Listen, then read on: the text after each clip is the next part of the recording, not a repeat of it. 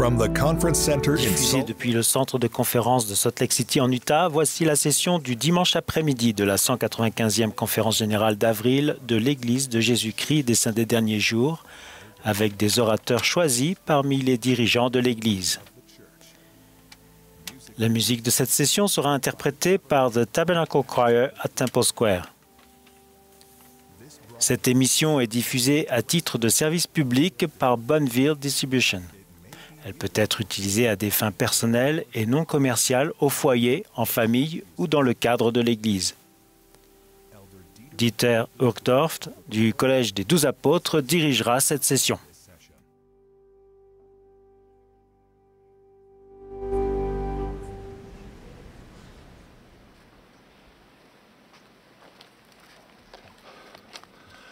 Our dear brothers and sisters, dear Chers frères et friends, sœurs, chers amis, c'est merveilleux d'être avec vous pour cette dernière session de la 195e conférence générale d'avril de l'Église de Jésus-Christ des Saints des Derniers Jours. Le président Nelson, qui préside la conférence, m'a demandé de diriger cette session. Nous adressons notre amour et nos salutations à toutes les personnes qui suivent cette session et nous prions pour que vous soyez fortifiés et édifiés par les messages et la musique que vous entendrez. La musique de cette session sera interprétée par The Tabernacle Choir à Temple Square, sous la direction de Mac Wilberg et de Ryan Murphy, avec Richard Elliott et Brian Mathias à l'orgue. Le chœur ouvrira cette réunion en chantant « Douce est la tâche, ô Dieu mon roi ». David Buckner, des 70, fera ensuite la prière d'ouverture.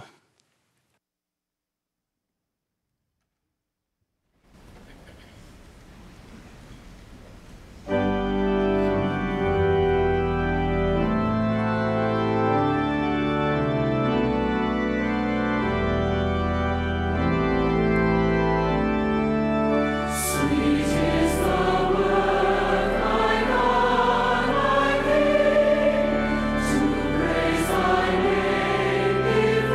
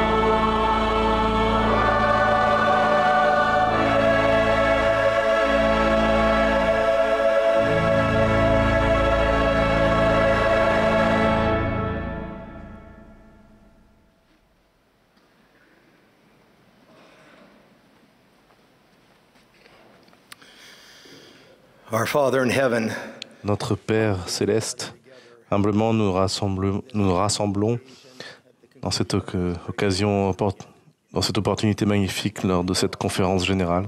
Nous t'aimons, Père, nous aimons ton Fils, notre Sauveur Jésus-Christ. Nous sommes tellement reconnaissants d'être en la présence de notre prophète, voyant et révélateur, le président Russell Nelson. S'il te plaît, bénis-le, bénis ses conseillers et les 12 qui servent avec lui. Nous prions, Père, pour une bénédiction particulière, pour que nous puissions nous rappeler en cette année, en cette saison, de la nature de du Sauveur. Nous demandons une bénédiction particulière sur les missionnaires qui servent partout dans le monde. Édifie-les, fortifie-les un par un, que leur cœur soit ouvert et qu'ils puissent savoir et connaître les miracles qui font partie de cette œuvre. Nous te demandons une bénédiction particulière sur tous ceux qui viennent à cette conférence avec des questions, ceux qui ont le désir de savoir. Bénis-les avec une partie de la connaissance. Père, nous te prions pour que tu nous bénisses, pour que nos yeux soient ouverts, que nos oreilles puissent entendre, que nos cœurs puissent comprendre et que nous puissions être capables d'avoir le courage d'agir et la foi d'après les messages de cette conférence. Nous t'aimons. Au nom de Jésus-Christ. Amen.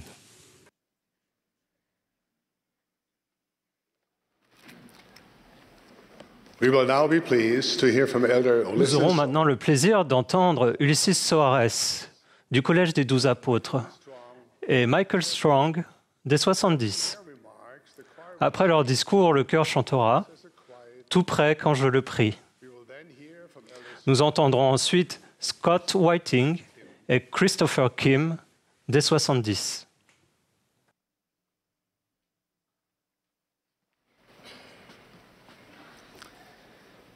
Dans le livre de l'Exode, nous suivons Moïse sur les pentes du mont Horeb, tandis qu'il se détourne de ses préoccupations quotidiennes, chose que nous devrions tous être disposés à faire, pour observer le buisson ardent qui ne se consumait pas. Alors qu'il s'approchait, Dieu l'appela du milieu du buisson et dit « Moïse, Moïse !» Et il répondit « Me voici !»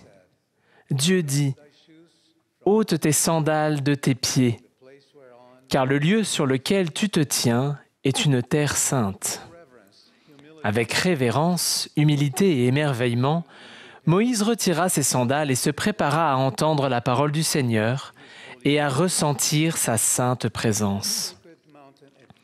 Cette épiphanie sur la montagne sacrée, empreinte d'une révérence inspirante, a permis à Moïse de découvrir son identité divine et a été un élément clé de sa transformation. D'humble berger qu'il était, il est devenu un puissant prophète, empruntant un nouveau chemin sous la direction du Seigneur. De même, chacun de nous peut hisser son engagement de disciple à un niveau plus élevé de spiritualité en faisant de la vertu, de la révérence, une caractéristique sacrée de notre caractère spirituel. Le mot révérence vient du verbe latin reverere, qui signifie être en admiration devant. Lorsqu'on l'applique à l'Évangile, cette définition s'associe à un sentiment de respect profond, d'amour et de reconnaissance. Ceux qui ont le cœur contrit et qui manifestent une dévotion sincère envers Dieu et Jésus-Christ reçoivent une joie accrue lorsqu'ils démontrent ce type de révérence. La révérence pour les choses sacrées est la plus grande manifestation d'une qualité spirituelle essentielle. Elle est le fruit de notre lien avec la sainteté et témoigne de notre amour et de notre proximité avec notre Père céleste et notre Sauveur Jésus-Christ. C'est également l'une des expériences les plus élevées de l'âme. Elle tourne nos pensées, notre cœur et notre vie vers la divinité. En réalité, la révérence n'est pas seulement un aspect de notre spiritualité, elle en est l'essence même.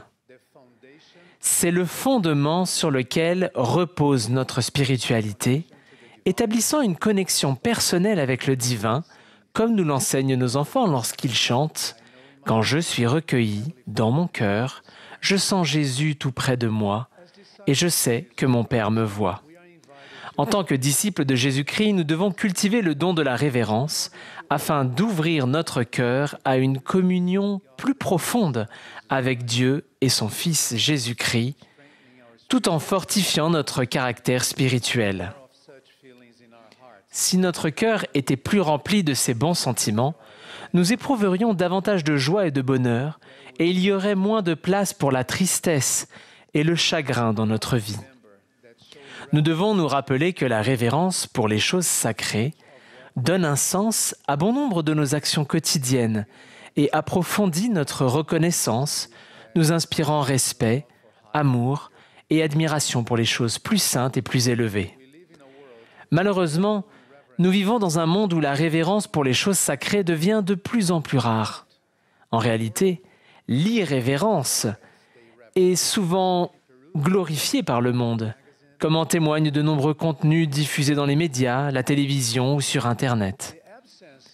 Le manque de respect pour ce qui est sacré engendre une attitude de désinvolture et une conduite négligente qui peuvent rapidement entraîner une génération vers l'apathie et précipiter la suivante dans la misère.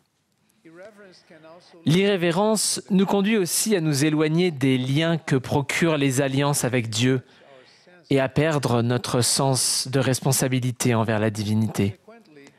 Nous courons alors le danger de ne rechercher que notre confort, de céder à nos appétits incontrôlés et, à terme, d'en arriver au point de mépriser les choses sacrées, voire Dieu lui-même, et notre nature divine d'enfant de notre Père céleste. L'irrévérence à l'égard des choses sacrées sert les desseins de l'adversaire, car elle brouille les canaux fragiles de révélation qui sont essentiels à la survie spirituelle de nos jours. Les Écritures enseignent clairement la signification et l'importance de la révérence à l'égard de ce qui est sacré. Dans les Doctrines et Alliances, un passage indique que la révérence envers notre Père céleste et son Fils Jésus-Christ est une vertu essentielle de ceux qui demeurent dans le royaume céleste. En tant qu'Église, nous nous efforçons d'avoir le plus grand respect pour notre Père céleste et son Fils, y compris dans la manière dont nous les représentons en images. L'influence du Saint-Esprit joue un rôle fondamental dans notre manière de représenter la nature sacrée, le caractère divin et les attributs parfaits du Père et du Fils.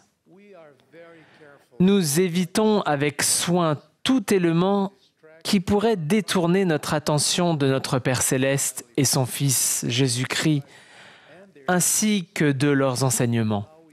Cela inclut la manière dont nous utilisons les outils technologiques avancés, comme l'intelligence artificielle, afin de générer du contenu et des images. Ce même principe s'applique à toute source d'information diffusée par les canaux de communication officiels de l'Église. Chaque leçon, livre, manuel et message est soigneusement élaboré et approuvé sous la direction de l'Esprit, afin de préserver la vertu, les valeurs et les normes sacrées de l'Évangile de Jésus-Christ. Dans un message récent adressé aux jeunes adultes de l'Église, David Bennard a enseigné ceci. « Humblement et à l'aide de la prière, les saints des derniers jours doivent identifier les principes de l'Évangile qui peuvent les guider dans leur utilisation de l'intelligence artificielle et s'efforcer sincèrement d'avoir la compagnie du Saint-Esprit et le don spirituel de la révélation pour aborder la croisée complexe de la spiritualité et de la technologie. Mes frères et sœurs, aussi avancée que puisse être la technologie moderne, elle ne peut en aucun cas reproduire l'émerveillement et l'admiration qui naissent de la révérence inspirée par l'influence du Saint-Esprit. En tant que disciples du Christ, nous devons veiller à ne pas affaiblir notre lien avec Dieu et son Fils en utilisant de manière inappropriée du contenu et des images générées par l'intelligence artificielle. Le fait de nous appuyer sur le bras de la chair dans sa forme technologique moderne est une alternative inappropriée et irrespectueuse à l'inspiration, à l'élévation spirituelle et aux témoignages qui ne sont reçus que par le pouvoir du Saint-Esprit. Comme l'a déclaré Néphi, « Ô Seigneur, j'ai mis en toi ma confiance, et c'est en toi que je mettrai toujours ma confiance. Je ne placerai pas ma confiance dans le bras de la chair. » Dans une autre révélation, Joseph Smith, le prophète, a appris que les temples consacrés au Seigneur doivent être des lieux où règne la révérence envers lui. Tout au long de son ministère, notre cher prophète, Russell Nelson, a mis un accent particulier sur le culte empreint de révérence dans le temple sacré. Dans la maison du Seigneur, nous apprenons à entrer en la sainte présence du Père et du Fils. J'ai toujours été inspiré par le fait que l'une des premières choses que nous faisons en entrant dans le temple et en nous préparant à participer aux ordonnances sacrées consiste à enlever nos chaussures et à revêtir des vêtements blancs. Comme Moïse, si notre esprit est bien disposé, nous réalisons que le fait d'ôter nos chaussures terrestres marque notre entrée sur un sol sacré et le début d'une transformation vers des voies plus élevées et plus saintes. Mes chers frères et sœurs, nous n'avons pas besoin de gravir une montagne comme l'a fait Moïse pour cultiver la révérence envers les choses sacrées et approfondir notre spiritualité et notre dévotion de disciples du Christ. Nous développons ces qualités, par exemple, en nous efforçant de préserver notre foyer des influences du monde. Nous y parvenons en priant sincèrement et avec ferveur notre Père céleste, au nom de Jésus-Christ, et en cherchant à mieux connaître notre Sauveur par une étude diligente de la parole de Dieu, contenue dans les Écritures et dans les enseignements des prophètes. Cette transformation spirituelle se produit également lorsque nous honorons les alliances que nous avons contractées avec le Seigneur en obéissant à ses commandements. Ces efforts apportent une paix douce et certaine à notre cœur. En nous concentrant sur de telles actions, nous transformerons véritablement notre foyer en un lieu empreint de révérence, un refuge spirituel, un sanctuaire de foi où l'Esprit réside, à l'image de l'expérience vécue par Moïse sur la montagne. Nous pouvons également vivre cette transformation spirituelle lorsque nous participons fidèlement aux réunions de culte de l'Église, notamment en accordant notre cœur à celui du Seigneur par le chant sincère de cantiques sacrés. Nous pouvons consacrer toute notre attention à la Sainte Seine et avoir l'esprit et le cœur tournés vers le Sauveur, son sacrifice expiatoire et nos alliances, lorsque, comme Moïse, nous nous détournons des distractions du monde, en particulier de notre téléphone portable ou de tout ce qui n'est pas en harmonie avec ce moment sacré. Un tel engagement, lors de la Sainte Seine, nous permettra de vivre un moment de renouveau, empreint de révérence et en communion avec le Sauveur, de faire du jour du sabbat un délice et de transformer nos vies. Enfin, nous pouvons connaître ce changement spirituel dans notre vie de disciples en adorant régulièrement à la montagne de la maison de l'Éternel, dans les saints temples, et en nous efforçant de vivre avec confiance en nos alliances, en particulier lorsque nous affrontons les épreuves de la vie mortelle. Mon épouse et moi avons personnellement vécu des moments sacrés, emplis de révérence sur une montagne spirituelle, alors que nous nous sommes efforcés d'appliquer ces principes à notre vie. Ces expériences ont transformé notre vie de disciple. Je me souviens comme si c'était hier du jour où je marchais à travers un cimetière pour enterrer notre deuxième enfant, mort à l'issue d'une naissance prématurée, tandis que mon épouse était toujours en convalescence à l'hôpital. Je me rappelle avoir prié Dieu avec beaucoup de ferveur et de révérence, le suppliant de m'aider à surmonter cette épreuve difficile. À cet instant précis, j'ai reçu une assurance spirituelle claire et puissante dans mon cœur.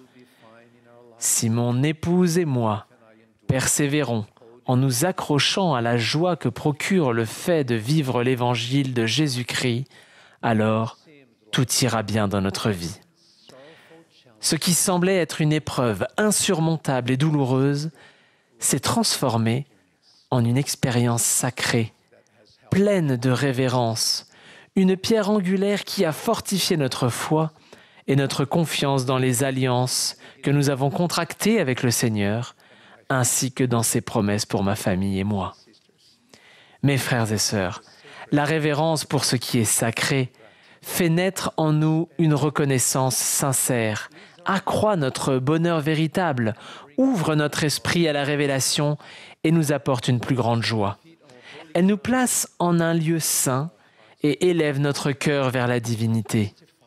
Je vous témoigne qu'en nous efforçant d'intégrer cette vertu à notre quotidien, nous serons plus humbles, nous comprendrons mieux la volonté de Dieu pour nous et nous fortifierons notre confiance dans les promesses des alliances que nous avons contractées avec le Seigneur. Je témoigne que si nous recherchons le don de la révérence pour les choses sacrées, que ce soit sur la montagne de la maison du Seigneur, dans un lieu de culte ou chez nous, nous serons profondément émerveillés, car nous ressentirons l'amour parfait de notre Père céleste et de Jésus-Christ. Je témoigne avec révérence de ces vérités au nom sacré de notre Sauveur et Rédempteur Jésus-Christ. Amen.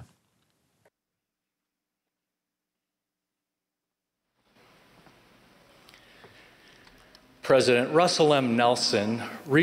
président Nelson nous a récemment invités à faire de notre vie de disciple notre priorité.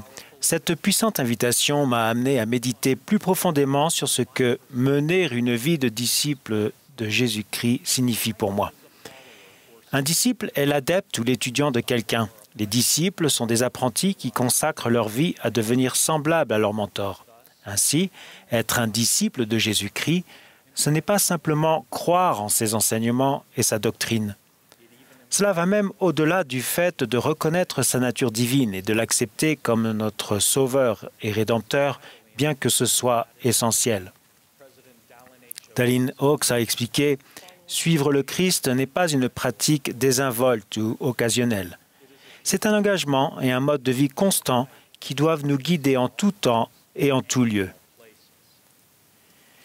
Nous choisissons délibérément de mener une vie de disciple afin d'être transformés par le sacrifice expiatoire du Christ et son pouvoir habilitant.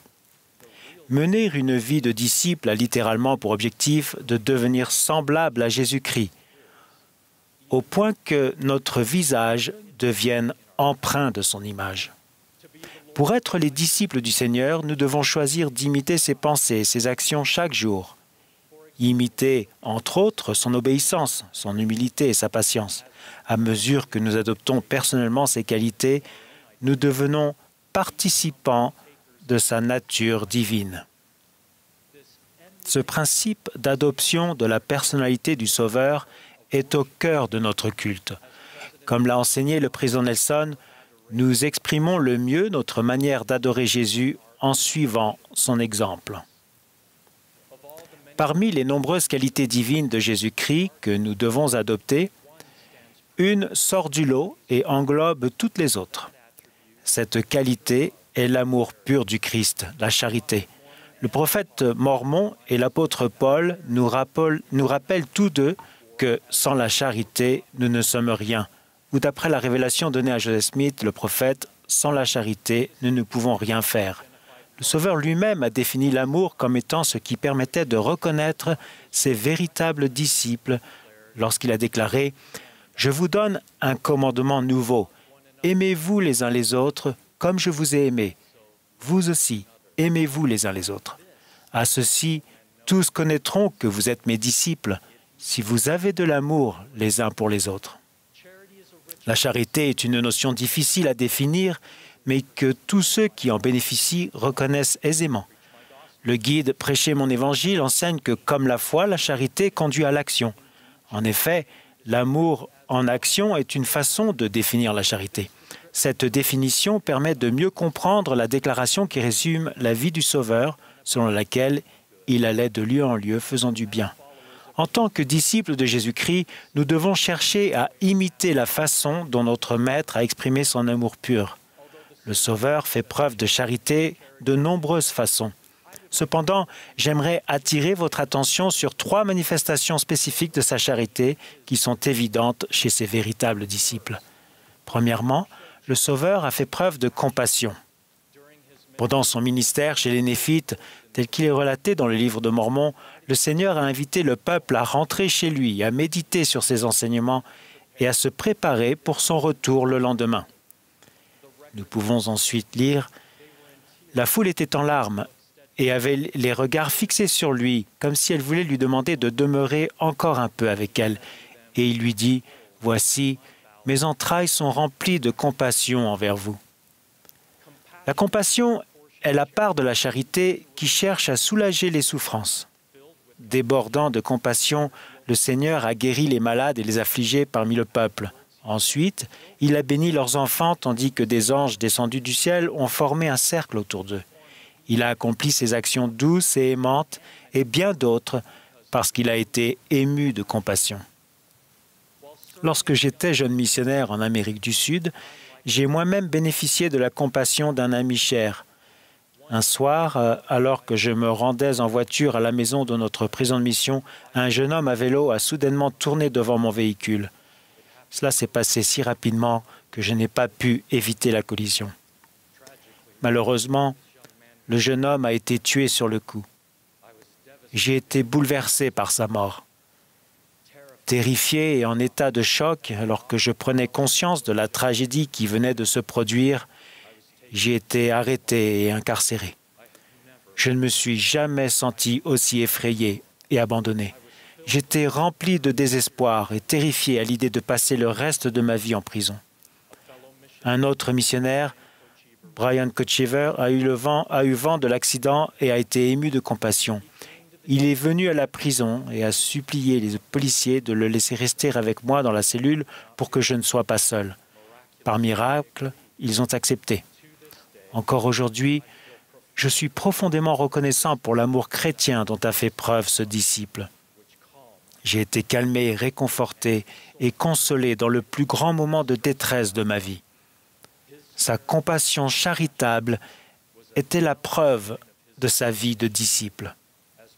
Comme l'a fait remarquer le président Nelson, l'un des moyens les plus simples de reconnaître un vrai disciple de Jésus-Christ est par le degré de compassion avec lequel il traite ses semblables. Deuxièmement, le Sauveur fait preuve d'amour en étant attentif à nos besoins inexprimés et en y répondant.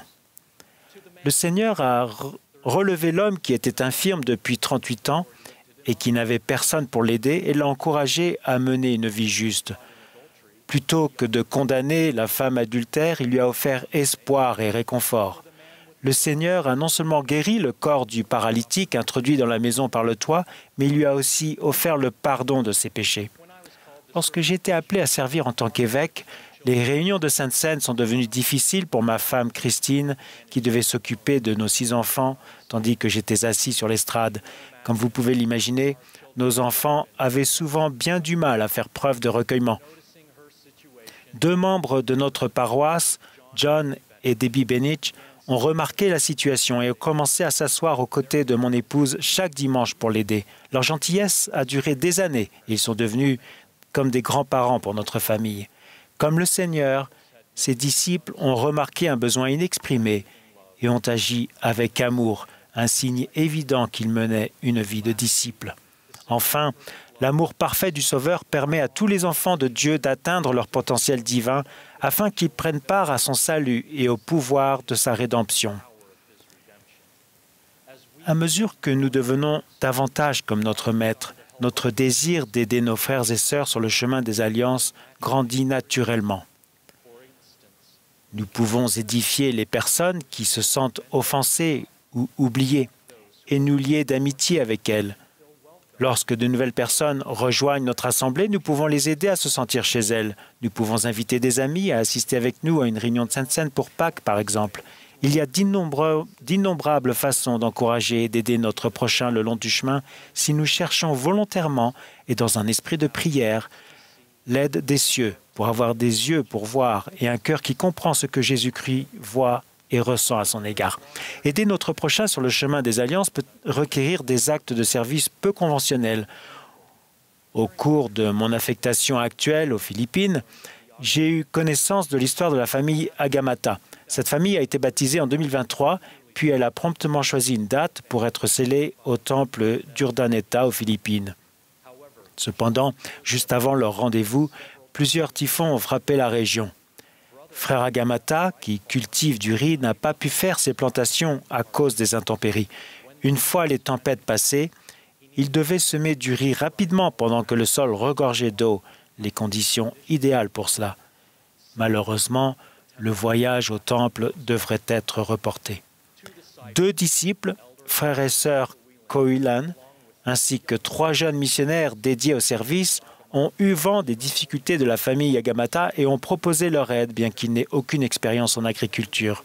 Sous le soleil brûlant, ils ont aidé à planter les semis, permettant à la famille Agamata de finir le travail et de se rendre au temple comme prévu. Frère Kewilan a remarqué que les membres de la famille Agamata avaient le visage radieux lorsqu'il les a vus habillés de blanc dans la maison du Seigneur. La joie que nous avons ressentie en leur rendant service est incomparable. La famille Agamata bénéficie désormais des bénédictions qui découlent du scellement en tant que famille éternelle grâce à quelques disciples remplis de charité. La marque de leur vie de disciples est déterminée à aider leurs frères et sœurs à avancer sur le chemin des alliances. Frères et sœurs, mener une vie de disciples de Jésus-Christ est la seule façon de connaître un bonheur durable. Ce chemin est semé d'actes délibérés d'amour envers autrui. La vie de disciple est difficile et pleine de difficultés. Parfois, nous trébuchons et ne sommes pas à la hauteur. Cependant, nous pouvons être réconfortés par la connaissance que Dieu se soucie de nous et désire profondément nous aider chaque fois que nous faisons l'effort d'essayer. Ésaïe nous rappelle que Dieu fortifie notre droite et dit « Ne crains rien, je viens à ton secours ». Avec cette assurance de notre Père Céleste à l'esprit, je prie sincèrement pour que nous suivions l'invitation du président Nelson de faire de notre vie de disciples une priorité. Puissions-nous prier le Père de toute l'énergie de notre cœur afin d'être remplis de cet amour qu'il a accordé à tous les vrais disciples de son Fils Jésus-Christ, afin que lorsqu'il apparaîtra, nous soyons semblables à lui, parce que nous portons la marque des vrais disciples, qui est la charité, l'amour pur du Christ. Je témoigne que Jésus est notre Sauveur, Rédempteur, exemple et ami glorieux et vivant. Au nom de Jésus-Christ. Amen.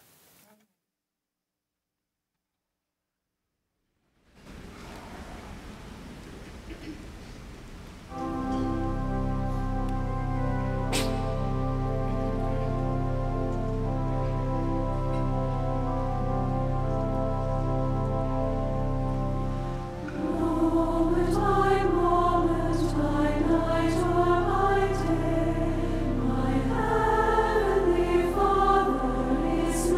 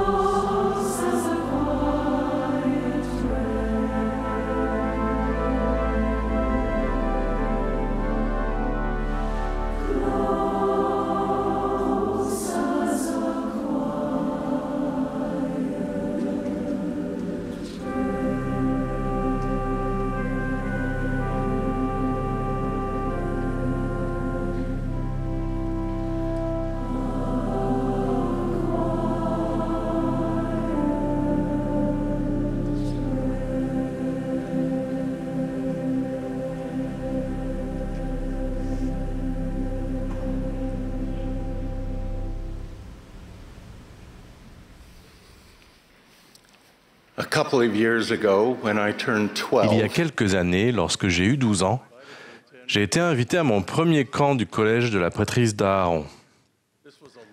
C'était une invitation que j'attendais depuis longtemps, car mon père était dirigeant de collège et il allait souvent camper avec les garçons de la paroisse tandis que je restais à la maison. Quand le jour du départ est arrivé, j'étais plein d'enthousiasme et je dois admettre que je voulais à tout prix m'intégrer au groupe de garçons plus âgés. J'étais déterminé à faire mes preuves. Pour ce faire, on m'a rapidement testé pour voir si j'allais jouer le jeu et faire partie du groupe. J'avais reçu la tâche d'obtenir les clés de la voiture de mon père afin de faire une farce aux dirigeants. Je ne me souviens pas exactement de ce que j'ai dit à mon père pour le convaincre, mais une fois les clés en main, j'ai vite couru vers le groupe de garçons, fier de mon exploit. Ensuite est venue la deuxième tâche. Je devais ouvrir la portière de la voiture et coincer un bâton entre le dossier du siège du conducteur et le klaxon de la voiture. Il fallait ensuite que je verrouille la portière pour que le klaxon retentisse sans aucun moyen d'ouvrir la portière de la voiture pour en retirer le dispositif improvisé. C'est là que l'histoire devient extrêmement embarrassante pour moi. Après avoir mis le bâton en place, j'ai verrouillé la portière et j'ai couru aussi vite que j'ai pu pour me cacher dans des buissons à proximité. Lorsque je me suis accroupi sur le sol, j'ai ressenti une vive douleur.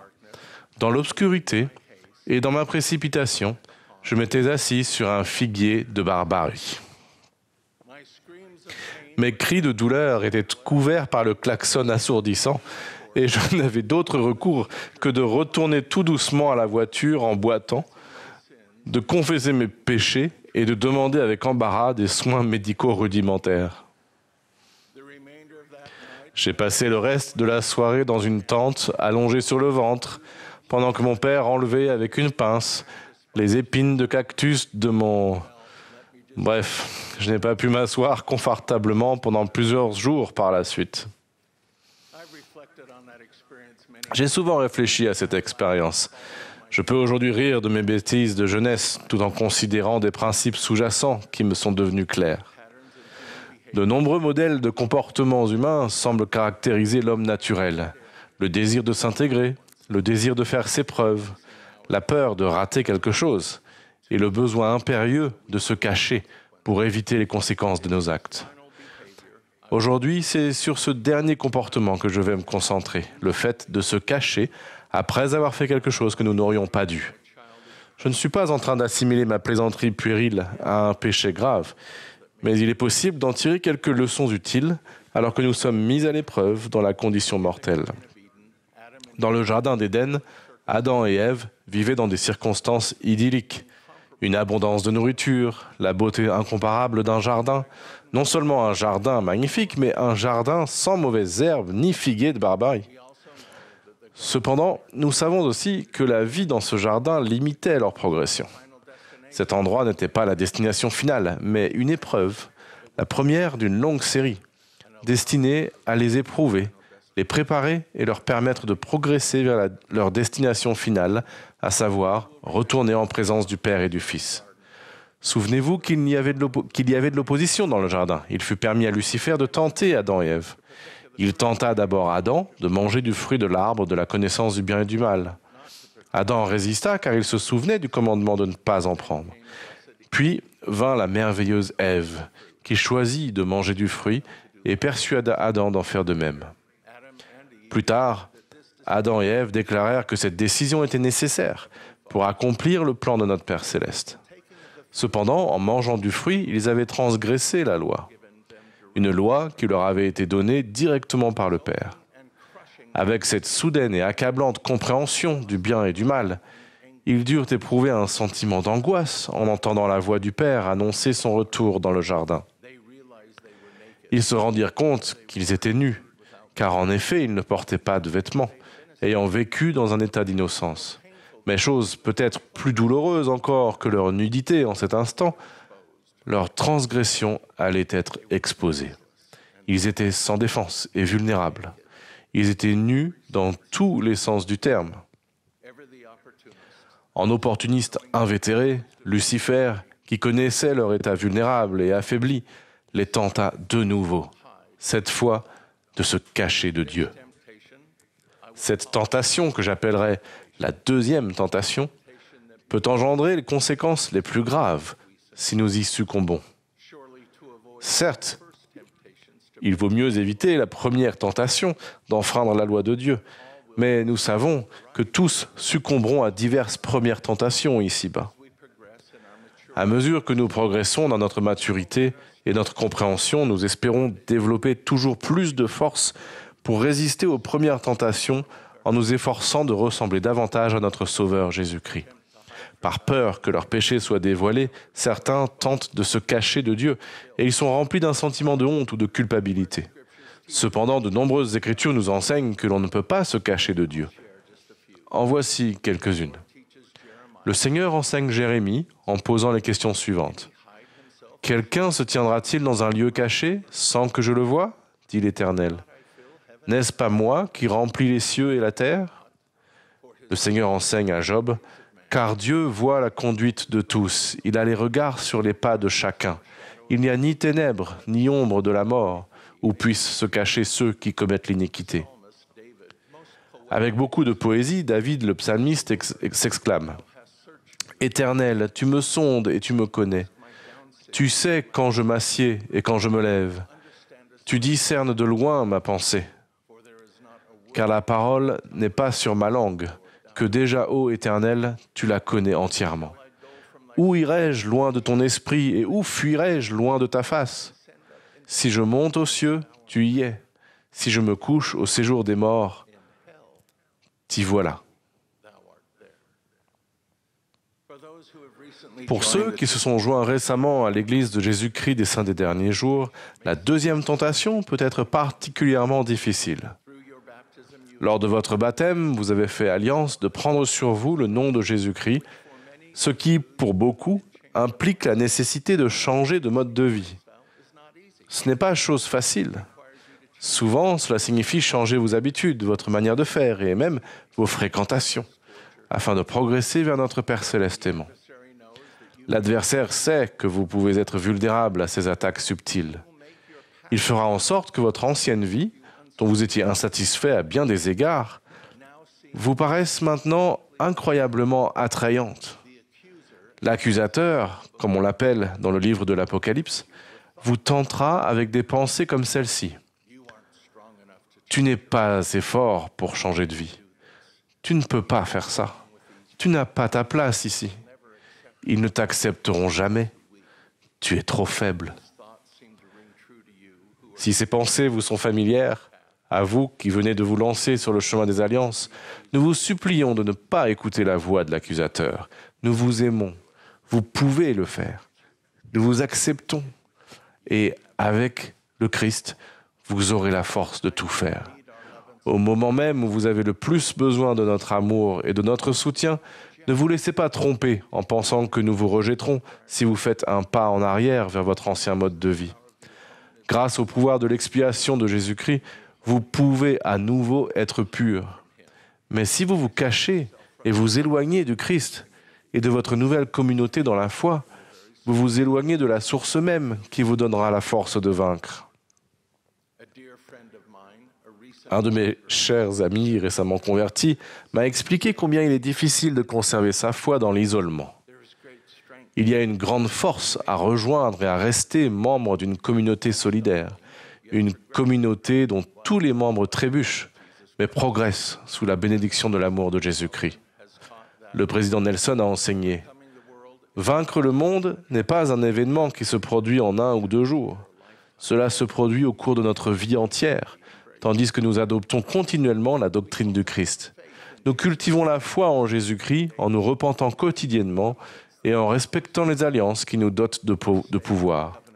Nous restons sur le chemin des alliances et recevons en bénédiction la force spirituelle, la révélation personnelle, une foi grandissante et le ministère d'ange.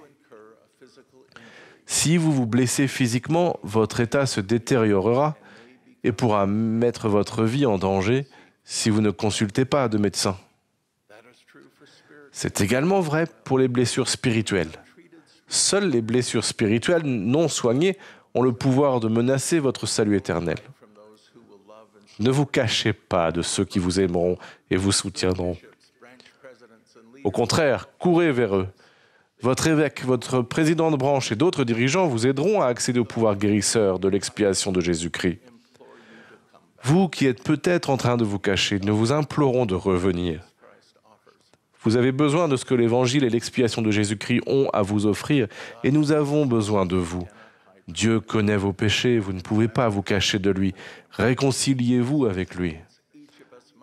En tant que ses disciples, chacun de nous doit développer une culture d'appartenance à l'Église, en aimant, en acceptant et encourageant tous ceux qui désirent progresser sur le chemin du Seigneur. Prenez garde à la deuxième tentation. Suivez les conseils des prophètes anciens et modernes, et sachez que vous ne pouvez pas vous cacher d'un Père aimant. Venez bénéficier du pouvoir guérisseur et miraculeux de l'expiation de Jésus-Christ. Le but même de notre existence est d'obtenir un corps faible et mortel qui est sujet à toutes sortes d'infirmités et qui succombera, malheureusement, à beaucoup de premières tentations.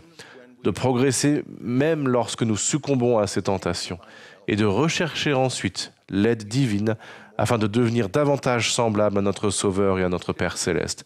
C'est le chemin du Christ, c'est le seul chemin. Je témoigne de ces vérités. Au nom de Jésus-Christ. Amen.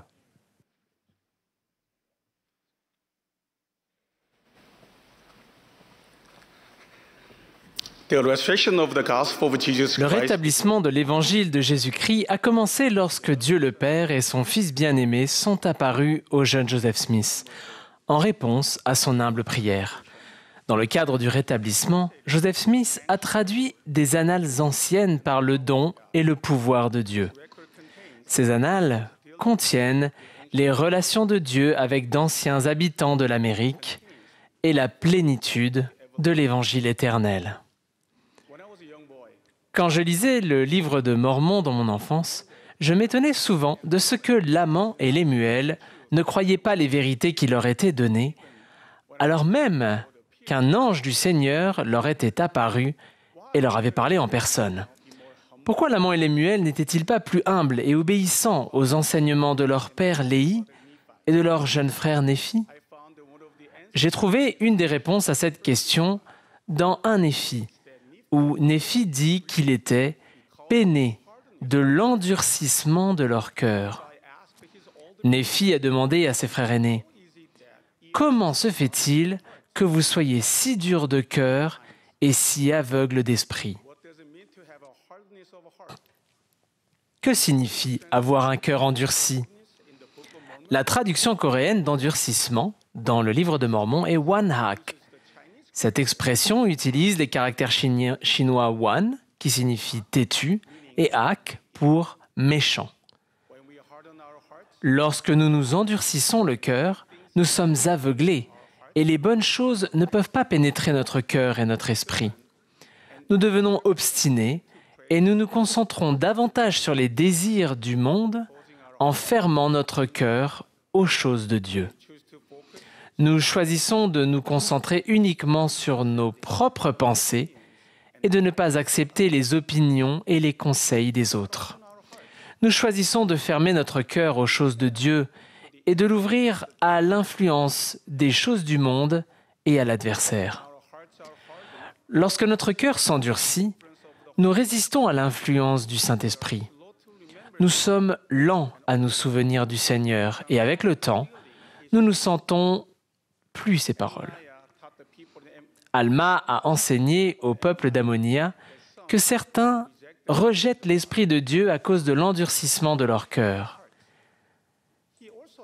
Il a également enseigné qu'à ceux qui s'endurcissent le cœur, la plus petite partie de la parole leur est donnée jusqu'à ce qu'ils ne connaissent rien de ces mystères. Finalement, l'Esprit se retire et le Seigneur enlève sa parole à ceux qui ont endurci leur cœur, tout comme Lamant et Lémuel. Lamant et Lémuel se sont continuellement endurcis le cœur, ont résisté aux sentiments du Saint-Esprit et ont choisi de ne pas accepter les paroles et les enseignements de leur père et de Néphi. C'est pour toutes ces raisons qu'ils ont finalement rejeté les vérités éternelles de Dieu. Contrairement à Lamant et Lémuel, Néphi s'humiliait continuellement et cherchait à être guidé par l'Esprit du Seigneur. En retour, le Seigneur a adouci le cœur de Néphi. Néphi raconte son expérience en ces termes. « Je criais au Seigneur, et voici, il me visita et adoucit mon cœur, de sorte que je crus toutes les paroles qui avaient été dites par mon père. » Le Seigneur a aidé Néphi à accepter, comprendre et croire tous les mystères de Dieu et ses paroles. Néphi a pu avoir la compagnie constante du Saint-Esprit. Que pouvons-nous faire pour ne pas endurcir notre cœur? Premièrement, nous pouvons nous repentir quotidiennement. Notre Sauveur a enseigné « Quiconque se repent et vient à moi comme un petit enfant, je le recevrai. » Notre prophète bien-aimé, Russell Nelson, a enseigné « Le repentir est la clé du progrès. La foi pure nous fait avancer sur le chemin des alliances. Je vous en prie, ne craignez pas le repentir et ne le remettez pas à plus tard. Satan se délecte de votre malheur. Commencez dès aujourd'hui à goûter à la joie de vous débarrasser de l'homme naturel. Le Sauveur nous aime toujours, mais surtout lorsque nous nous repentons. Lorsque nous goûtons à la joie d'adoucir notre cœur et d'aller au Seigneur, nous devenons semblables à un enfant soumis, doux, humble, patient, plein d'amour, disposé à se soumettre à tout ce que le Seigneur juge bon de lui infliger, tout comme un enfant se soumet à son Père. Deuxièmement, nous pouvons être humbles. Le repentir quotidien nous donnera de l'humilité. Nous devons devenir humbles devant le Seigneur comme un petit enfant qui obéit à son Père. Nous aurons alors toujours le Saint-Esprit avec nous et notre cœur s'adoucira. Ma femme, Sue, et moi connaissons un couple merveilleux depuis 4 ans. Quand nous les avons rencontrés, le mari était un nouveau membre de l'Église et sa femme avait rendez-vous avec les missionnaires pour étudier l'Évangile. De nombreux missionnaires l'ont instruite pour l'aider à aller au Christ. Nous avons senti qu'elle avait un témoignage poignant de l'Évangile et qu'elle savait que l'Église était vraie. Elle ressentait souvent l'Esprit lors de nos visites et participait activement à toutes les réunions. Elle aimait interagir avec les merveilleux membres de la paroisse. Cependant, il lui était difficile de s'engager à entrer dans les eaux du baptême. Un jour, elle a lu Moroni 7, 43 à 44, qui dit ceci. « Et en outre, voici, je vous dis qu'il ne peut avoir la foi et l'espérance s'il n'est doux et humble de cœur. Sinon, sa foi et son espérance sont vaines.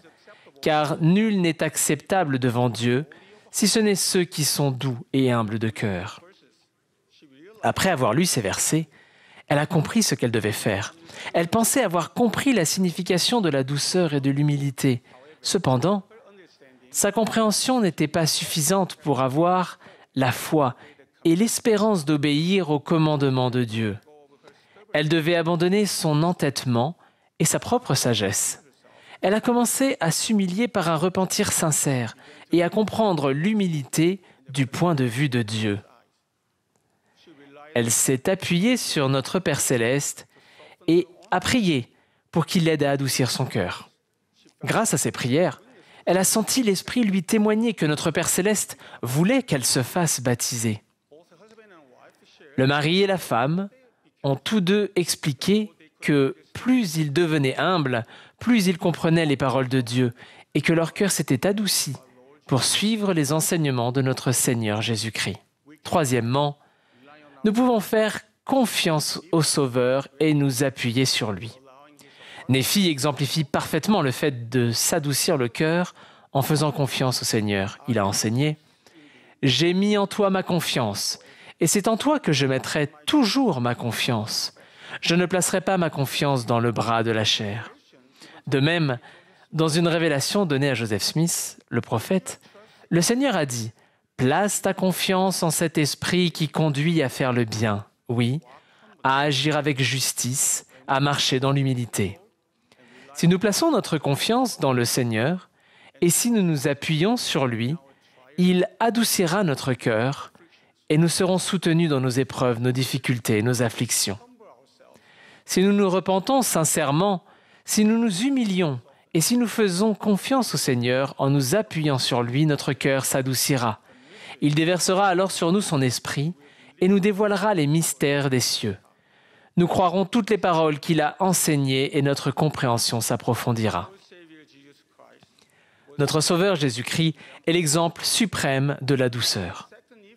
Dans 2 Néphi 31:7, nous lisons « Mais malgré qu'il soit saint, il montre aux enfants des hommes que, selon la chair, il s'humilie devant le Père et témoigne au Père qu'il lui obéira en gardant ses commandements.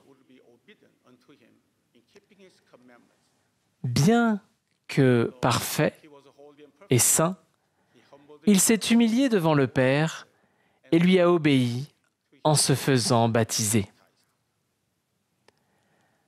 À la fin de sa vie, dans la condition mortelle, Jésus-Christ a soumis sa volonté à celle de son Père en buvant la coupe amère. Ses souffrances l'ont fait trembler de douleur et saigner à chaque pore et souffrir de corps et d'esprit.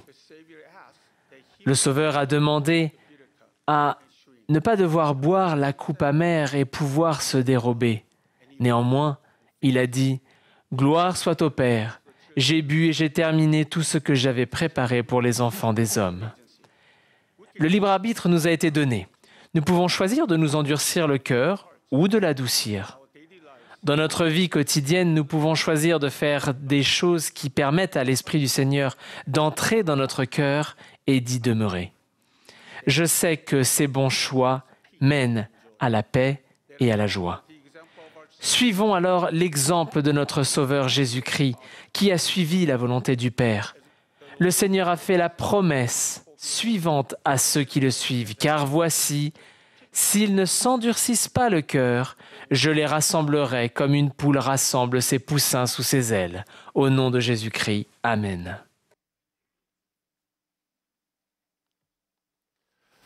As directed by Brother Murphy, Au signal de Frère Murphy, l'Assemblée se joindra au chœur pour chanter « Gloire au Dieu Tout-Puissant », le numéro 32 dans le recueil de cantiques français. Après le cantique, nous entendrons Patrick Kieran du Collège des 12 Apôtres. Il sera suivi de Benjamin Tai des 70.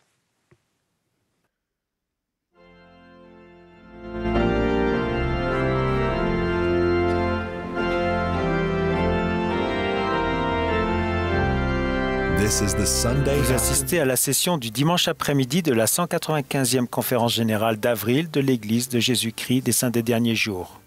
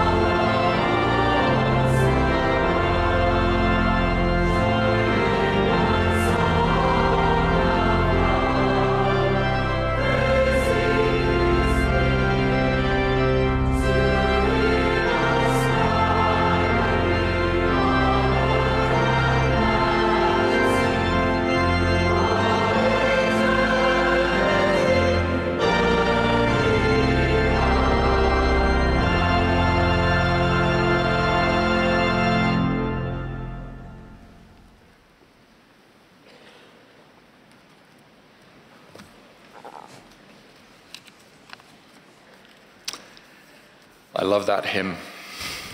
J'aime beaucoup ce chant.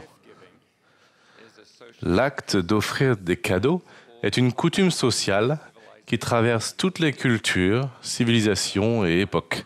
De tout temps, les gens se sont offerts des cadeaux pour renforcer leurs relations, exprimer leur amour et leur reconnaissance, et célébrer des événements importants tels que les mariages, les anniversaires et les fêtes. Les humains ne sont pas les seules créations de Dieu à se faire des cadeaux. Parmi les nombreux exemples que l'on pourrait citer, les pingouins sont connus pour offrir des cailloux brillants à leurs futurs partenaires. Et les bonobos, un cousin du chimpanzé, offrent des fruits pour élargir leur cercle d'amis. Quel cadeau avez-vous offert ? Pensez au cadeau parfait que vous avez trouvé ou confectionné un jour pour un être cher. Vous saviez que c'était exactement ce que cette personne voulait et qu'elle le chérirait. Quel était ce cadeau ? Était-ce pour votre mère, un ami, votre enfant, un professeur, votre grand-père ? Qu'avez-vous ressenti quand vous avez trouvé ce cadeau ? Qu'avez-vous ressenti en imaginant la personne déballer le cadeau ? De la même manière, quand est-ce que quelqu'un vous a offert le cadeau parfait et qu'avez-vous ressenti en le recevant ? Lorsque j'avais environ 7 ans et que je vivais avec mes parents en Arabie, un film pour enfants intitulé Chitty Chitty Bang Bang est sorti. Il raconte l'histoire d'une voiture magique qui peut se conduire toute seule, flotter sur l'eau et même voler. Je savais que chez moi, en Angleterre, on fabriquait des répliques miniatures de la voiture de Chitty Chitty Bang Bang. Et oh, combien je voulais en posséder une. Il suffisait de tirer sur un levier pour que les ailes de la petite voiture se déploient. Mon père est parti en voyage d'affaires en Angleterre et m'a demandé si je voulais qu'il me ramène quelque chose. Je lui ai dit que je rêvais d'avoir une de ces voitures Chitty Chitty Bang Bang. Il est revenu de son voyage, sans voiture. J'étais très triste, pensant qu'il avait sûrement oublié. Cependant, une dizaine de jours plus tard, le jour de mon anniversaire, un petit paquet joliment emballé m'attendait. Avec beaucoup d'impatience, n'osant pas trop rêver, j'ai ouvert le cadeau et j'y ai trouvé ma voiture. J'ai pleuré de joie tant j'étais heureux. J'ai tiré le levier et les ailes se sont déployées, comme la voiture du film.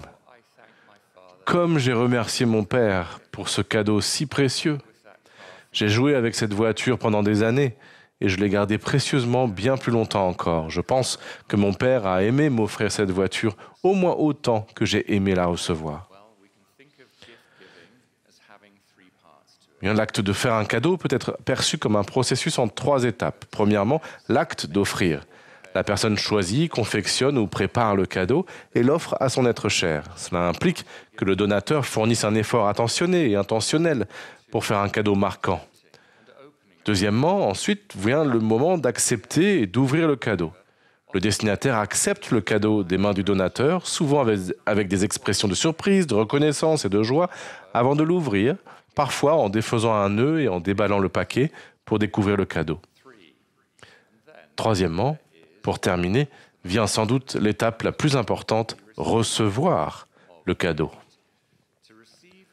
Recevoir un cadeau offert sincèrement va bien au-delà du simple fait de l'accepter et de l'ouvrir. Cela va même au-delà de la prise de conscience de sa valeur et des remerciements associés. Recevoir véritablement un cadeau, c'est en reconnaître la valeur pour soi-même, l'intégrer pleinement dans sa vie et se souvenir avec gratitude de celui qui l'a offert. Recevoir un cadeau n'est pas un acte passif, mais un processus intentionnel et significatif qui va bien au-delà de la simple ouverture d'un paquet. Recevoir, c'est faire preuve de reconnaissance et établir un lien à la fois avec le cadeau et le cœur du donateur, renforçant ainsi la relation entre le donateur et le destinataire. En repensant à cette petite voiture, une foule de souvenirs précieux refait surface, et je ressens à nouveau l'amour profond et l'attention de mon père pour moi, symbolisé par ce cadeau et tant d'autres actes de générosité. Notre Père céleste a préparé d'innombrables dons de lumière et de vérité pour chacun d'entre nous, ses enfants chéris. Ils sont déversés sur nous de la part de notre généreux donateur comme une source dans le désert, jaillissant de son cœur bienveillant. Toute grâce excellente et tout don parfait descendent d'en haut du Père des Lumières. Dans le cadre de notre lien d'alliance avec le Père, il est toujours celui qui donne, et nous sommes les humbles bénéficiaires. Mais nous ne pourrions rien recevoir sans le plus grand don de tous du Père, son agneau bien-aimé, son Fils Jésus-Christ. Tous les dons du Père sont déversés et mis en action grâce à l'offrande volontaire du Sauveur à Gethsémané et sur la croix, ainsi que sa résurrection triomphante. Jésus-Christ, notre Rédempteur miséricordieux, est le don suprême de notre Père des Lumières. Dans le don de son Fils, Dieu a préparé pour nous une voie par excellence. Maintenant, j'aimerais parler d'un don de vérité éternelle qui englobe tout et sous-tend notre capacité à recevoir quoi que ce soit d'autre que notre Père souhaite nous conférer. Ce don vital de connaissance, lorsqu'il est pleinement accepté et reçu au plus profond de l'âme, contextualise les joies et les difficultés de la vie, ainsi que nos questions sans réponse. Il s'agit du fait que nous sommes réellement des enfants de Dieu. Cette vérité est à couper le souffle. Elle est prodigieuse. Il ne s'agit pas d'une métaphore. Imaginez que vous entendez cela pour la première fois. Vous êtes réellement sa fille chérie. Vous êtes réellement son fils précieux. Et le chemin que vous suivez correspond à son plan du bonheur. Grâce à son amour omniscient, il sait exactement qui vous étiez avant d'être envoyé sur terre et ce que vous avez vécu jusqu'à présent dans la condition mortelle. Et il a miséricordieusement planifié chacun de vos lendemains. Et oh, comme il est désireux qu'un jour vous reveniez à lui pour recevoir le but ultime de tous ces beaux dons, la vie éternelle auprès de lui. La question n'est pas de savoir si ce don de vérité est réel, mais si nous allons le découvrir et le recevoir. Ce don nous a déjà été accordé par le Père. Le prix de son but ultime a déjà été payé par le Sauveur. Cependant, si cette vérité vous a été enseignée, si vous l'avez dite et chantée pendant des années, il se peut que le grand émerveillement qu'elle suscite se soit depuis longtemps estompé et que vous n'en ressentiez plus la puissance et la paix. Quel immense gâchis pour nous si ce don inestimable de compréhension, ainsi que toute la bonté, la paix et l'espérance qui en découlent, ne sont pas acceptés, ouverts et reçus. Quelle tristesse pour le donateur! Car à quoi sert-il à un homme qu'un don lui soit accordé s'il ne reçoit pas le don? Voici, il ne se réjouit pas de ce qui lui est donné, ni ne se réjouit de celui qui fait le don. Je vous invite à recevoir, que ce soit pour la première fois ou avec une intensité nouvelle, la magnifique prise de conscience que vous êtes véritablement l'enfant bien-aimé de Dieu. Vous devez défaire le nœud, déchirer le papier d'emballage, ouvrir la boîte et recevoir activement, avec une humilité empreinte de reconnaissance, une compréhension véritable et pure de cette vérité fondamentale. Le Saint-Esprit peut témoigner dans votre cœur que vous êtes bien un enfant du Très-Haut. Lorsque vous accueillez cette majestueuse réalité dans votre âme même et que vous en ressentez à la fois le réconfort et l'excitation, c'est tout votre paradigme qui change. Vous pouvez ressentir son amour, entendre sa voix et reconnaître sa main, peu importe ce qui se passe ou ne se passe pas dans votre vie. Vous pouvez redéfinir comment vous vous percevez vous-même et comment vous percevez les autres. Votre lien d'alliance avec votre Sauveur devient encore plus fort et à travers le prisme de ce doux cadeau, la vie se pare d'un éclat, d'une beauté et d'un espoir renouvelé. S'il vous plaît, allez-vous prier pour comprendre si vous recevez véritablement cette connaissance transformatrice au plus profond de votre âme? Accepterez-vous ce don? L'accepterez-vous plus profondément, plus librement, plus abondamment que jamais auparavant? Et ce faisant, vous serez comblé par tous les autres dons qui l'accompagnent. Vous vous demandez peut-être, que dois-je faire pour recevoir ce don de Dieu? Eh bien, en fait, rien du tout. C'est un don du donateur. C'est tout simplement un fait. Comprenez-le et acceptez-le. Vous êtes son enfant, vous êtes aimé de lui. Ne le compliquez pas, ne bloquez pas la réception de ce don en pensant que d'une certaine façon, vous ne le méritez pas. En réalité, aucun d'entre nous n'est méritant. Tous les dons du Père ne sont reçus que par les mérites, la miséricorde et la grâce du Saint-Messie. Mais combien son cœur généreux désire que chacun de ses enfants les reçoive. À mesure que cette compréhension nouvelle ou renouvelée s'épanouit en vous, réjouissez-vous en remerciant celui qui vous l'a offerte. Depuis que j'ai trouvé la foi, dans la vingtaine, je me suis rendu compte que j'étais réellement un fils de Dieu. Plus j'intériorise ce don, plus je sais qui je suis et à quel point je suis aimé.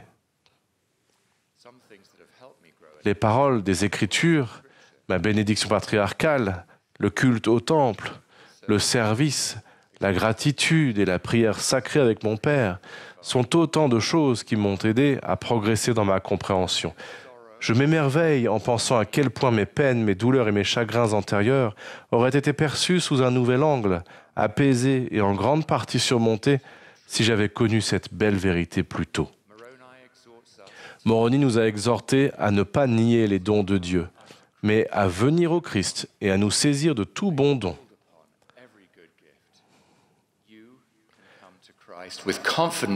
Vous pouvez venir au Christ avec confiance en sa bonté et recevoir tous ces dons de joie, de paix, d'espérance, de lumière, de vérité, de révélation, de connaissance et de sagesse, la tête haute, les bras tendus et les mains ouvertes, prêts à recevoir.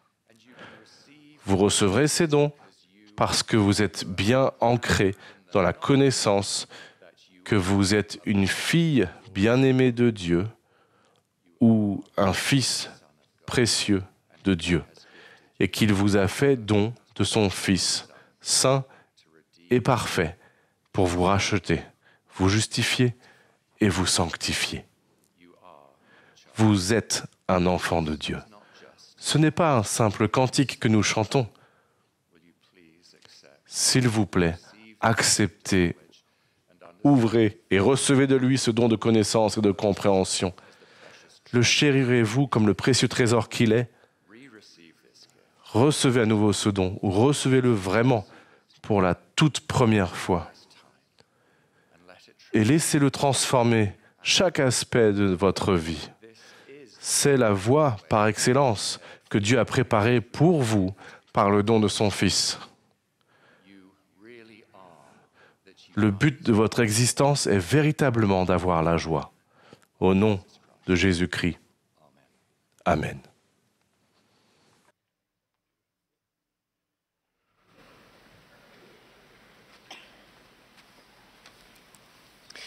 Un été, alors que nous voyagions dans une région isolée, notre famille a dormi dehors sous un ciel parfaitement dégagé.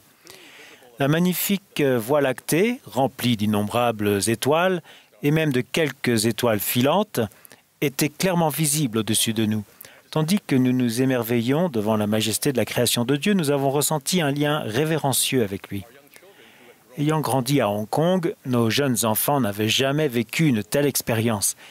Ils ont demandé avec innocence si nous vivions sous le même ciel à la maison. Je leur ai expliqué qu'il s'agissait du même ciel, mais que l'air pollué ainsi que la pollution lumineuse là où nous habitions nous empêchait de voir ces étoiles alors qu'elles étaient bien présentes. Les Écritures nous enseignent que la foi est une ferme assurance des choses qu'on espère, une démonstration de celles qu'on ne voit pas. Bien que les distractions perturbatrices et les tentations terrestres brouillent notre vision spirituelle, en exerçant notre foi en Dieu et en son Fils Jésus-Christ, nous recevons l'assurance certaine de leur existence et de leur sollicitude envers nous. Dans le livre de Mormon, le prophète Léhi a vu un arbre dont le fruit était désirable pour rendre heureux et qui était très doux au-delà de tout. En goûtant ce fruit, son âme s'est remplie d'une joie immense et il a souhaité que sa famille le goûte aussi. Nous découvrons ensuite que cet arbre symbolise l'amour de Dieu et que nous pouvons, tout comme Léhi, recevoir cette joie de Dieu en l'invitant dans notre vie. Jésus-Christ incarne l'amour de notre Père céleste pour nous. Par son sacrifice expiatoire, il a pris sur lui nos péchés et a été meurtri pour nos iniquités. Il a personnellement porté nos souffrances, il s'est chargé de nos douleurs et a pris sur lui nos blessures et nos maladies. Il envoie le Saint-Esprit pour nous réconforter et les fruits de l'Esprit comprennent la joie, la paix et la foi qui nous remplissent d'espérance et d'amour. L'amour de Dieu est accessible à tous et beaucoup d'entre nous le recherchent sincèrement, tandis que d'autres désirent le ressentir, mais pensent ne pas le mériter. D'autres encore s'y accrochent désespérément. Les Écritures et le prophète du Seigneur nous enseignent que nous pouvons ressentir l'amour de Dieu régulièrement lorsque, par la grâce de Jésus-Christ, nous nous repentons continuellement, pardonnons franchement, nous efforçons de garder ses commandements et servons autrui de façon désintéressée. Nous ressentons l'amour de Dieu en agissant de manière à nous rapprocher de lui par la prière et l'étude des Écritures quotidiennes, par exemple, et en évitant ce qui nous éloigne de lui, comme l'orgueil, les querelles ou la rébellion. Russell Nelson nous a invités, avec l'aide du Sauveur, à nous débarrasser des décombres de notre vie et à renoncer à l'amertume. Il nous a encouragés à affermir notre fondation spirituelle en centrant notre vie sur le Sauveur et sur les ordonnances et les alliances de son temple. Il a expliqué que si nous respectons nos alliances du temple, nous avons davantage accès au pouvoir fortifiant du Seigneur. Nous ressentons l'amour pur de Jésus-Christ et de notre Père céleste en grande abondance. L'un de mes amis a eu la chance d'avoir une belle famille et une carrière prometteuse. Tout cela a changé lorsqu'une maladie l'a rendu incapable de travailler et qu'il a ensuite divorcé. Les années qui ont suivi ont été difficiles, mais son amour pour ses enfants et les alliances qu'il a contractées avec Dieu l'ont soutenu. Un jour, il a appris que son ex-épouse s'était remariée et qu'elle avait demandé l'annulation de leur scellement au temple. Il s'est senti troublé et perplexe. Il s'est rendu dans la maison du Seigneur pour mieux comprendre et trouver la paix. Le lendemain de sa visite, j'ai reçu de sa part le message suivant. « J'ai eu une expérience incroyable dans le temple hier soir. Il était certain que j'avais encore beaucoup de rancune. Je savais que je devais changer et j'avais prié toute la semaine pour cela. Hier soir, dans le temple, j'ai littéralement senti l'Esprit retirer la rancune de mon cœur. C'était un tel soulagement d'en être libéré. C'est un fardeau physique oppressant qui m'a été enlevé. » Même s'il traverse encore des épreuves, cet ami garde précieusement le souvenir de son expérience dans la maison du Seigneur, où le pouvoir libérateur de l'amour de Dieu l'a aidé à se sentir plus proche de lui, plus optimiste face à la vie et moins anxieux quant à son avenir. Faire l'expérience de l'amour de Dieu nous permet de porter nos fardeaux avec facilité et de nous soumettre de bon cœur et avec patience à sa volonté. Nous avons ainsi l'assurance que Dieu se souviendra des alliances contractées avec nous, se tiendra à nos côtés dans nos afflictions et nous délivrera de la servitude. Nous aurons aussi le désir de transmettre la joie que nous ressentons à notre famille et à nos êtres chers. Tout comme la famille de Léhi, chaque personne dispose du libre arbitre pour choisir de manger du fruit ou non, mais nous devons aimer, témoigner et inviter ceux que nous aimons à ressentir l'amour de Dieu. Pour aider les autres à ressentir l'amour de Dieu, nous devons cultiver en nous-mêmes des qualités chrétiennes telles que l'humilité, la charité, la compassion et la patience, et les aider à se tourner vers le Sauveur en obéissant aux 2 grands commandements, aimer Dieu et son prochain. Pendant son adolescence, l'un de nos fils avait des difficultés à s'intégrer parmi les autres jeunes de son âge et manquait de confiance en lui. Mon épouse et moi avons prié pour savoir comment l'aider et nous étions disposés à faire tout ce que le Seigneur voulait que nous fassions. Un jour, je me suis senti poussé à demander à mon président de collège des anciens s'il connaissait une personne dans le besoin à laquelle je pouvais rendre visite en compagnie de mon fils. Après avoir réfléchi, il nous a demandé de prendre soin d'une sœur qui souffrait de graves problèmes de santé et avec la permission du président de branche de lui administrer la Sainte Seine chaque semaine. J'étais ravi mais également inquiet car je ne savais pas comment mon fils réagirait face à cette responsabilité hebdomadaire. Lors de nos premières visites, nous avons ressenti une profonde compassion pour cette chère sœur qui souffrait constamment. Elle était très reconnaissante pour la Sainte Seine et nous avons été heureux de passer du temps avec elle et son mari. Un dimanche, après plusieurs visites, j'ai dû m'absenter et je ne pouvais donc pas accompagner mon fils, mais je lui ai rappelé notre tâche. En rentrant chez moi, j'avais hâte qu'il me raconte comment la visite s'était déroulée. Mon fils a répondu que selon lui, ses camarades de classe n'avaient pas l'occasion de faire des choses aussi bonnes. Il a ajouté qu'il avait fait appel à son frère pour l'aider et que l'ordonnance de la Sainte Seine s'était bien passée, mais que cette chère sœur avait été triste pendant la semaine parce que son lecteur DVD ne fonctionnait pas alors qu'elle avait invité des amis chez elle pour regarder des films. Mon fils a fait quelques recherches en ligne, a identifié le problème et l'a réparé pour elle sur le champ. Il s'est senti utile, heureux et investi d'une mission qui avait égayé la journée de cette sœur. Il avait ressenti l'amour de Dieu pour lui. Si en dépit de vos efforts, la vie s'obscurcit, si vous avez l'impression que vos prières ne sont pas entendues, ou si vous ne parvenez pas à ressentir l'amour de Dieu, sachez que chacun de vos efforts compte et que, aussi certainement que les étoiles se trouvent au-dessus de nous, notre Père Céleste et Jésus-Christ vous connaissent, vous entendent et vous aiment. Alors que ses disciples étaient dans une barque battue par les flots, le Sauveur, venant vers eux, a marché sur l'eau et les a rassurés, disant « Rassurez-vous, c'est moi, n'ayez pas peur ». Quand Pierre a voulu marcher sur l'eau en direction du Sauveur, Jésus lui a fait signe et lui a dit « Viens ». Quand Pierre s'est déconcentré et a commencé à couler, le Sauveur a immédiatement tendu sa main pour le saisir et l'a ramené en sécurité, tout en lui disant « Homme de peu de foi, pourquoi as-tu douté ?» Lorsque les vents de la vie soufflent contre nous, sommes-nous disposés à être joyeux et courageux? Comment pouvons-nous nous souvenir que le Sauveur ne nous abandonnera pas et qu'il se tient près de nous sans même que nous nous en rendions compte? Sommes-nous disposés à venir à lui avec foi, surtout lorsque ce qui nous attend paraît insurmontable? Comment nous relève-t-il lorsque nous faiblissons? Comment pouvons-nous nous tourner vers lui dans chacune de nos pensées sans craindre et sans douter? Si vous désirez ressentir l'amour de Dieu plus abondamment dans votre vie, je vous invite à considérer les points suivants. Premièrement, prenez fréquemment le temps de vous souvenir que vous êtes enfant de Dieu et de réfléchir aux choses pour lesquelles vous êtes reconnaissant. Deuxièmement, priez quotidiennement pour demander à notre Père Céleste de vous aider à identifier quelqu'un autour de vous qui a besoin de ressentir son amour. Troisièmement, demandez sincèrement ce que vous pouvez faire pour aider cette personne à ressentir l'amour de Dieu. Et quatrièmement, suivez rapidement l'inspiration que vous recevez. Si nous prions régulièrement et implorons Dieu en faveur d'autrui, il nous montrera les personnes que nous pouvons aider. Si nous agissons rapidement, nous deviendrons le moyen par lequel Dieu répondra à leurs prières.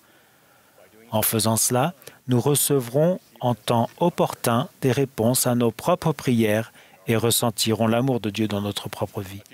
Lors d'un voyage au Vietnam, il y a quelques mois, mon épouse et moi nous sommes trouvés dans un avion qui a décollé au milieu d'un gros orage. Les turbulences étaient très intenses et nous pouvions voir des nuages noirs, une pluie battante et des éclairs à travers notre hublot. Après une ascension longue et incertaine, notre avion s'est enfin élevé au-dessus de l'orage, émergeant sur une vue magnifique. Cela nous a une fois de plus rappelé notre Père Céleste et Jésus-Christ, et nous avons ressenti leur grand amour pour nous. Chers amis, ayant moi-même ressenti l'amour de Dieu, je témoigne avec joie que le Sauveur Jésus-Christ incarne cet amour. Son amour pour nous est parfait, personnel et éternel. En le suivant fidèlement, soyons remplis de son amour et devenons une lumière pour guider les autres vers son amour. Au nom de Jésus-Christ. Amen.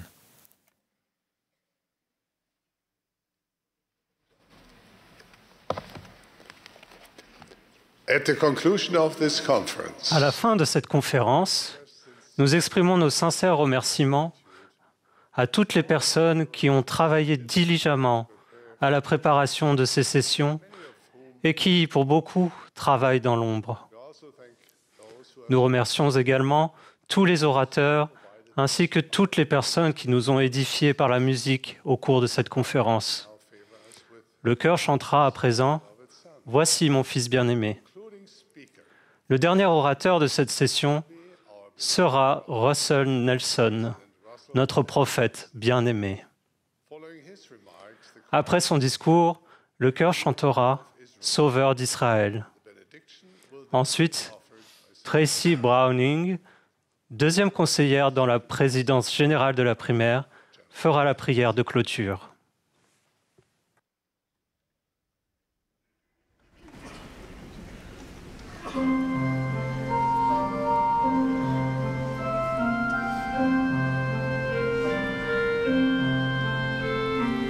Jesus entered Jordan's waters when his work had just begun.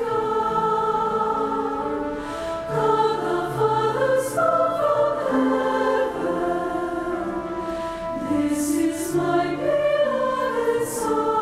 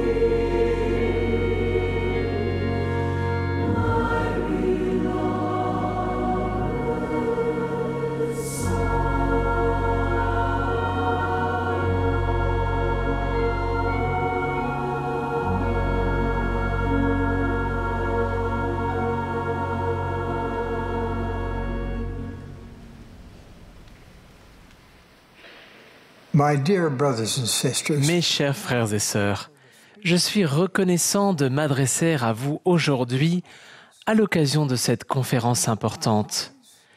Mes yeux continuent de vieillir. Merci de votre compréhension pendant que je vous transmets mon message.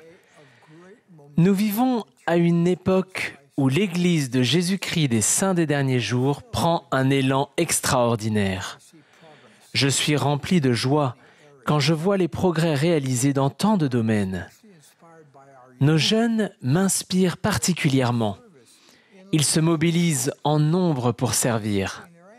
Ils recherchent leurs ancêtres et accomplissent des ordonnances en leur faveur dans le temple. Nos jeunes gens et jeunes filles envoient leurs dossiers pour partir en mission à un rythme sans précédent. La génération montante s'affirme comme étant une lignée de disciples de Jésus-Christ vaillants et déterminés. Récemment, j'ai fait la connaissance de ma nouvelle arrière-petite-fille. Quand je pense aux difficultés qu'elle rencontrera dans sa vie, j'éprouve un grand désir de l'aider à édifier sa foi en Jésus-Christ. Vivre selon les principes de l'Évangile de Jésus-Christ est essentiel à son bonheur futur. Comme chacun de nous, elle traversera des épreuves. Nous connaîtrons tous la maladie, les déceptions, les tentations et les pertes. Ces difficultés peuvent ébranler notre confiance en nous. Néanmoins, les disciples de Jésus-Christ ont accès à une forme d'assurance particulière. Quand nous contractons des alliances avec Dieu et les respectons, nous obtenons l'assurance qui vient de l'Esprit. Le Seigneur a dit à Joseph Smith, le prophète, que notre assurance peut devenir grande en la présence de Dieu. Imaginez la sérénité que l'on doit ressentir lorsque l'on a de l'assurance en présence de Dieu. Quand je parle d'avoir de l'assurance devant Dieu, je fais allusion à l'assurance de pouvoir nous approcher de Dieu dès maintenant.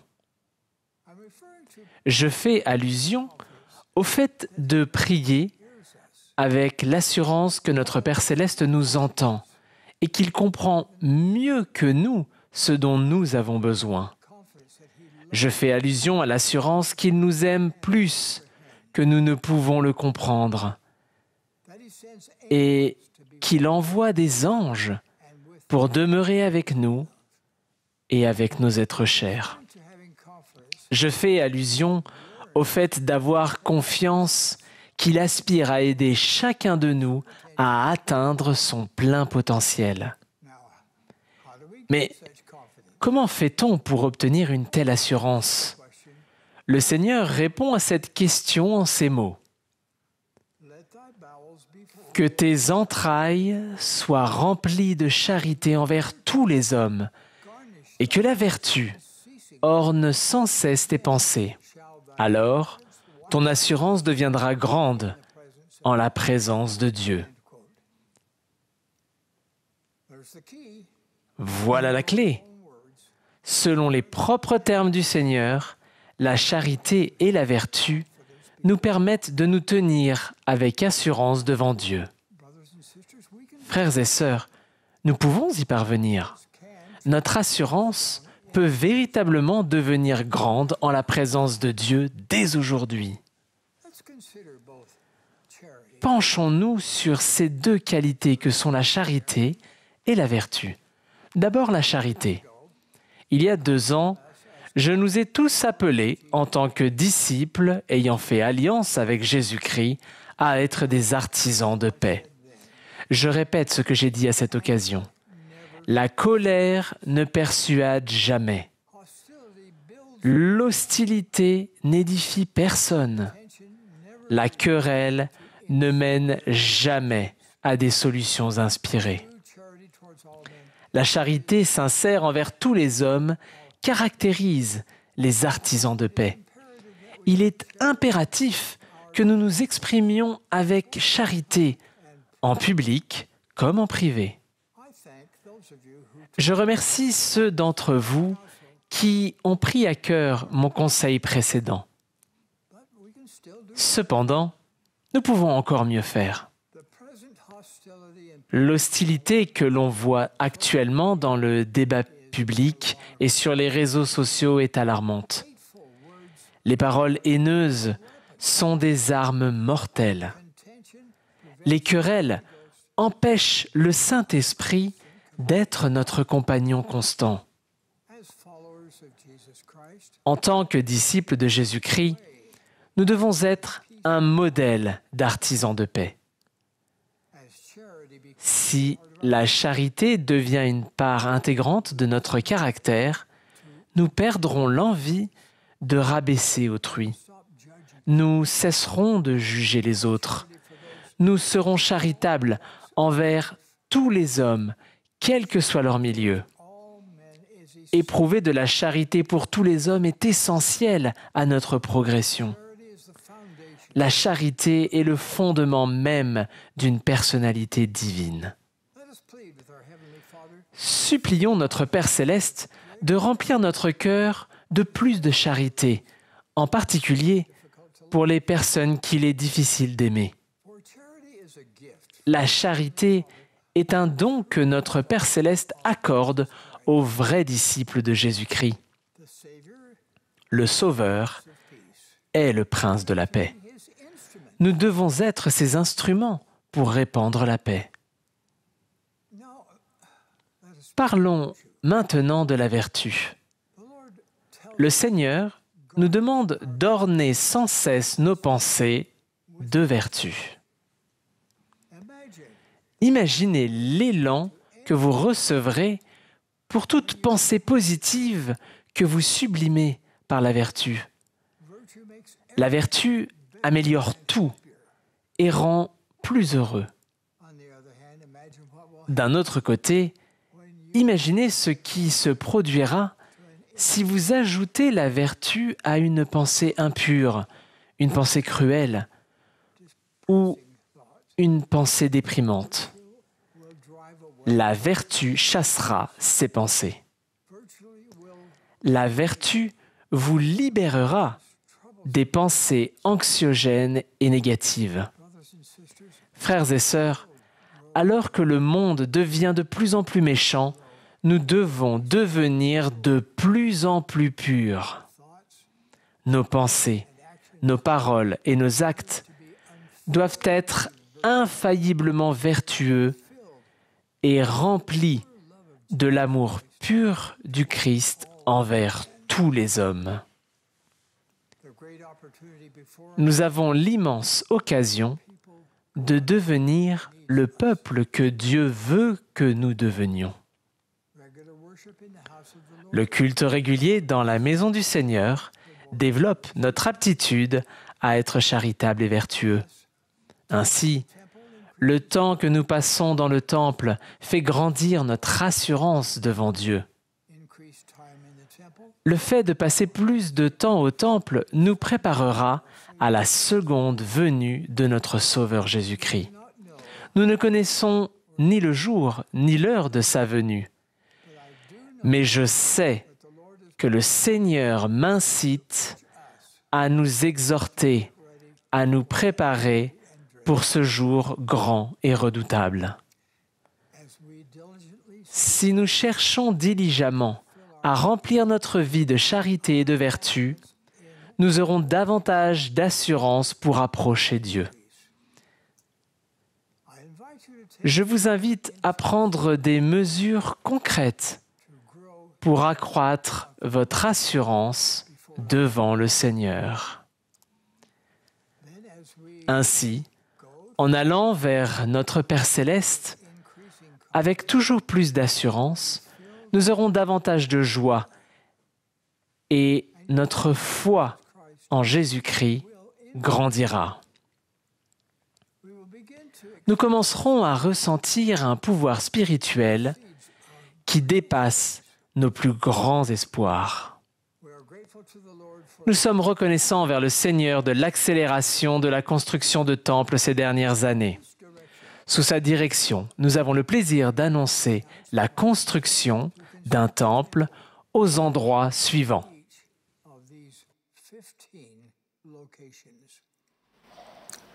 Reynosa, Mexico. Chorrillos, Peru. Rivera, Uruguay. Campo Grande, Brazil. Porto, Portugal. Uyo, Nigeria. San Jose del Monte, Philippines. Noumea, New Caledonia. Liverpool, Australia. Caldwell, Idaho. Flagstaff, Arizona. Rapid City, South Dakota. Greenville, South Carolina. Norfolk, Virginia. Spanish Fork, Utah. I testify Je that témoigne que Jésus-Christ, le Rédempteur d'Israël, dirige cette Église. Il se prépare à revenir. Puissions-nous également nous préparer à le recevoir. C'est ma prière. Au nom de Jésus-Christ, Amen.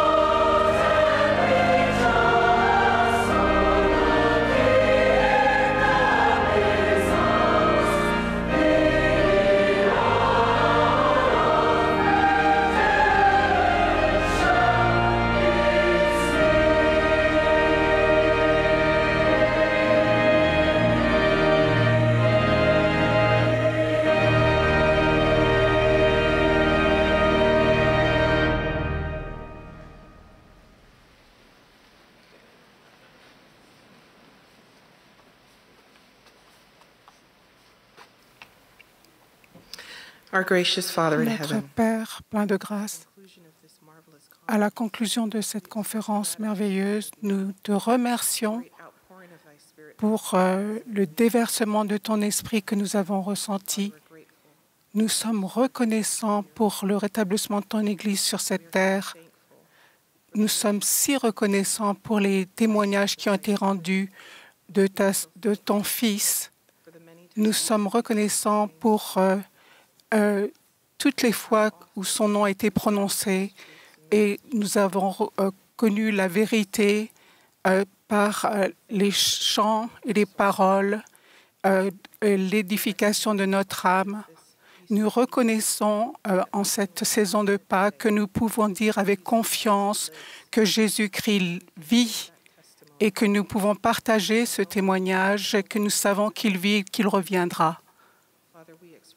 Nous exprimons notre gratitude et nous demandons que la charité remplisse notre cœur et que la vertu garnisse nos pensées et qu'elle nous protège de tout ce qui repousserait ton esprit.